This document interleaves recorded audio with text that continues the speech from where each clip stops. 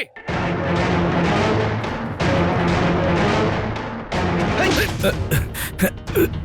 ऐसा क्या पाप किया मैंने? तुझे क्या तकलीफ दी है मैंने? जो मेरे 6 महीने के मरने के बाद तू खुशी मनाएगा? वेलू, तू ये क्या बोल रहा है? डॉक्टर ने मुझे सब बता दिया है।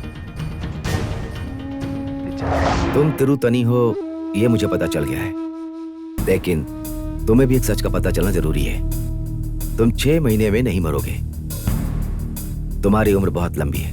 ये आप क्या बोल रहे हैं? तुम इस शहर में छोटे मोटे अन्याय के खिलाफ लड़ोगे ऐसा सोचा था, लेकिन पुलिस तुम्हारा एनकाउंटर करने की सोच रही है। तुम इतने बड़े खूनी बन गए हो।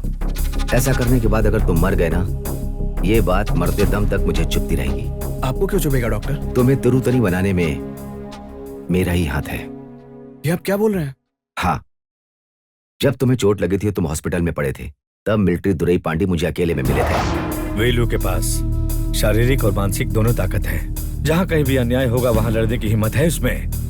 बचपन में उसके साथ जो हादसा हुआ था उसी वजह से वो खुदगर्ज बन गया है। पर इसके लिए मैं क्या कर सकता हूँ? एक झूठ बोलना पड़ेगा। आपका कहने का मतलब पेशेंट से झूठ बोलना? आपका एक झूठ 4 लोगों का भला कर सकता है। इस देश में जो अन्याय हो रहा है उसे रोक सकते हैं। एक नेक काम के लिए आपको झूठ बोलना पड़ेगा। सॉरी मिस्टर दुरई पांडी, इस तरह का झूठ बोलना, धोखा देना, ये सब मेरा काम नहीं है। डॉक्टर होने के नाते सिर्फ किसी की जान बचाना आपका काम नहीं है। इस देश की भलाई का जिम्मा हर किसी को है। जैसे मिलिट्री का काम देश को बचाना है, मैं आपसे झूठ बोल रहा हूँ। ये मिलिट्री का एक तरीका है। जब दुनिया में अन्याय तांडव करता है तब भगवान अपना रूप नहीं बदलता है क्या? एक नेक काम के लिए इंसानियत के नाते आप एक झूठ नहीं बोल सकते। ठीक है मिस्टर दुरई पांडी, आप बताइए मुझे क्या बोलना है। वेलू के सर पर गहरी चोट लगी है और वो सिर्फ 6 महीने तक ही जिएगा, ये आपको बोलना है। अब इससे कोई समस्या तो नहीं होगी ना? कोई समस्या नहीं होगी। 6 महीने के बाद मैं उसे सारी सच्चाई बता दूंगा। देखिए मिस्टर दुरई पांडी, आप एक मिलिट्री मैन हो। आपकी इज्जत के लिए मैं ये झूठ बोल रहा हूँ। तेरी वजह से आज मेरे सर 100 से भी ज्यादा केस लग चुके हैं। पुलिस मुझे जेल में डाल देगी, गोली मारे फांसी पे चढ़ाए, इस बात की चिंता नहीं है मुझे। मुझे जीते जी कुछ भी हो जाए उसकी भी चिंता नहीं है मुझे। मैं अपनी बहन की शादी को लेकर कितने सपने देख रहा था, वो सारे सपने तूने तोड़ दिए। किसी अनाथ लड़की के जैसे तूने मेरी बहन की शादी करवाने पर मजबूर किया। ओके बस। मैं उस बहन में अपनी माँ को देखता था, मुझे घर पे रहने की इजाजत दी, लेकिन तेरी वजह से आज बीच रास्ते पे छोड़ दिया। इस पाप का जिम्मेदार तू है। अपने पिता को भगवान मानता था, मैंने आखिरी सांस तक उन्हें अपने साथ रखने का सोचा था, लेकिन तूने तो उन्हें वृद्धाश्रम पहुंचवा दिया। तू भी तो मर्द है ना, तेरा शरीर भी तो पत्थर की तरह ही है ना, है? और वैसे भी तेरा परिवार, बीवी बच्चे कोई नहीं है। तू जाके कर गलियों में झगड़ा, लड़, अन्याय के खिलाफ आवाज उठा। इसमें तूने मुझे क्यों घसीटा है? अब तक जो भी मैंने किया है वो खून नहीं था, लेकिन अब जो मैं करने वाला हूँ वो खून अपनी मर्जी से करूंगा। तुझे मारने के बाद जेल जाऊंगा, तभी मेरी आत्मा को अंदर से शांति मिलेगी, समझा?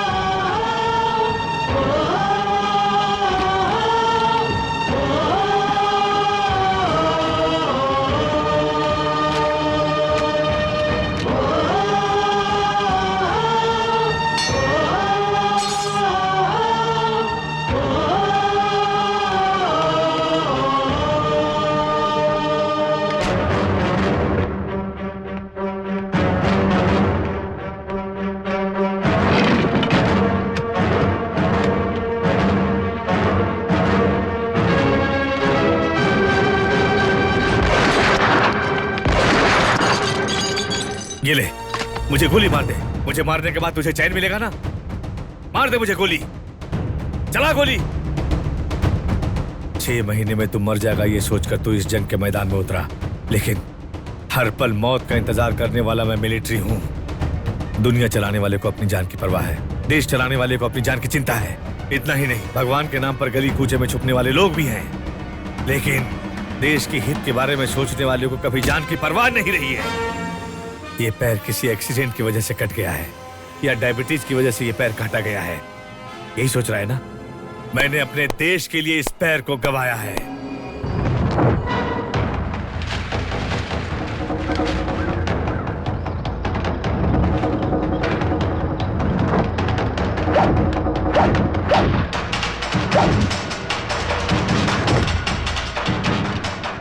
कल इंडिया के हमें हर स्टेशन में अटैक करना है।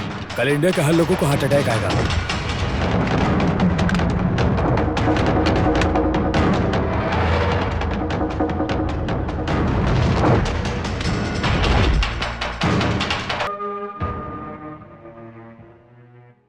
पैर के बजाय गोली अगर सीने में लगती तो मैं कब का ऊपर चला गया होता। जब मैं देश की सीमा रेखा पर था तो मैं वहां दुश्मनों को देखता था, लेकिन देश में आने के बाद पता चला कि हमारे देश के अंदर कितने गद्दार दुश्मन लोग हैं। हमसे टैक्स वसूल कर गलत करने वाले पुलिस, वकील, डॉक्टर लोग, इन लोगों को बनाने वाला नेता लोग, उनकी सपोर्ट में गुंडागर्दी करने वाले गुंडे लोग, ऐसे बहुत सारे गद्दार लोग हैं। दुश्मन को माफ करने से वो सुधर सकता है, लेकिन गद्दार लोग कभी नहीं सुधर सकते। उनको माफ करने की नहीं, मिटाने की जरूरत है। अगर मेरा पैर ठीक होता ना तो मुझसे जितना होता मैं संभाल लेता, लेकिन पैर ठीक ना होने की वजह से तेरे जैसे लोगों को मैं खड़ा करना चाहता था। उनमें से पहला आदमी तू है। मेरा मानना है कि इंसानियत की 2 जात होती है। पहला, हमने जो तकलीफ उठाया है वो दूसरे को भी उठाना चाहिए, और दूसरा, हमने जो तकलीफ उठाया वो किसी और को नहीं होना चाहिए। ये सोच रखने वाला। दूसरा जात कर्मवीर कामराज, गरीबी की वजह से पढ़ाई नहीं किया और पद में आए तो मुफ्त शिक्षा दिलवाया। उसी तरह MGR जी, उन्होंने भूखे पेट पढ़ाई की, लेकिन जब वो पद में आए तो स्कूल के बच्चों के लिए अन्नदान की योजना लेकर आए। इसीलिए आज भी वो जनता के दिलों में जिंदा हैं। आम इंसान के लिए जो जीते हैं वो सदियों तक लोगों के दिलों में जिंदा रहते हैं। अगर तू सिर्फ वेलू के नाम से मर गया तो तेरी लाश उठाने के लिए भी लोगों से पैसे मांगने पड़ेंगे, लेकिन आज अगर तिरुतेनी को कुछ हो गया तो लाखों लोग चिंता करेंगे, हजारों लोग आंसू बहाएंगे। खुद के लिए आंसू बहाना जिंदगी नहीं है, लोग आंसू बहाए असल जिंदगी वही है। अगर तुझे तिरुतेनी बनाकर कोई गलत किया तो तू मुझे गोली मार दे, मार गोली मुझे। तू चाहे कुछ भी बोल, लेकिन कानून को हाथ में लेना गलत है। मैं जाकर खुद को पुलिस के हवाले करूंगा, तभी चैन मिलेगा। मैं खुद को पुलिस के हवाले करने जा रहा हूं। वेलू,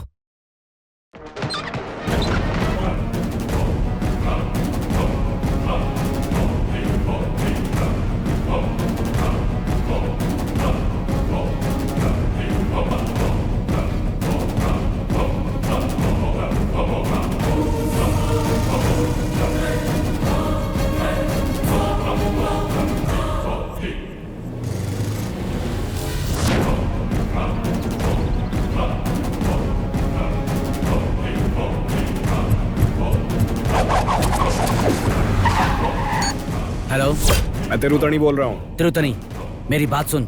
सुरेश को कुछ मत करना। तूने जैसा बोला वो सारा सामान लौटा रहे हैं। अब ये काम मैं आप पर छोड़कर खुद सरेंडर करना चाहता हूँ। बताइए कहाँ है? तुम्हें कहीं आने की जरूरत नहीं है। तू कहाँ है मुझे बता, मैं खुद ही आता हूँ। जयम्बुरी बी गोडाउन।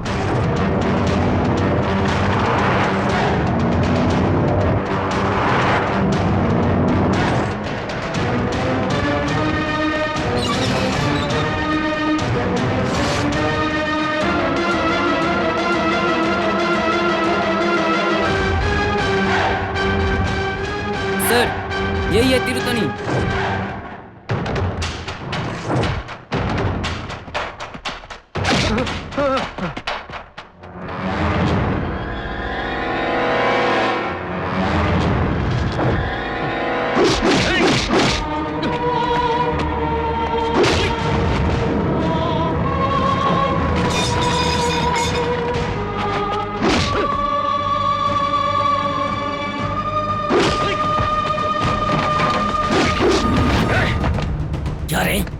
100 से भी ज्यादा खून करके पुलिस वालों को कुत्ते की तरह भगाकर आखिर में अपने आप को सरेंडर कर रहा है, और तुम्हारे जैसे लोगों को उठाकर 3 वक्त का खाना खिलाकर तुम्हारा वॉचमैन बनकर रहूंगा क्या? हाँ?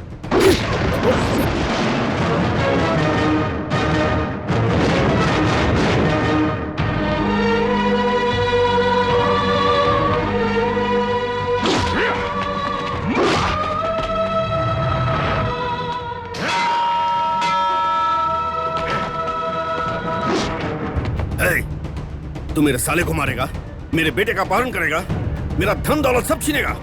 तेरी वजह से मैं अपनी बीवी के सामने बेइज्जत हुआ, और आखिर में तू इधर आकर सरेंडर कर जाएगा। तेरी आरती उतार कर जेल भेजेंगे क्या? ये देख, मेरी सुरक्षा में आई हुई पुलिस देख, देख।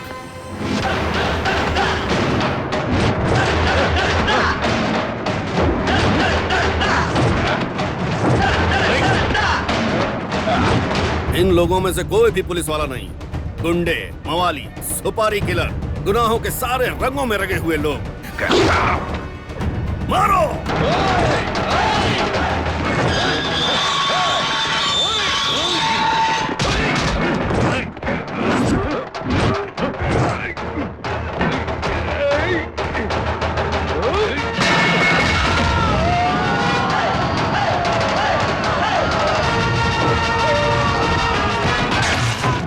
जल्दी चलो।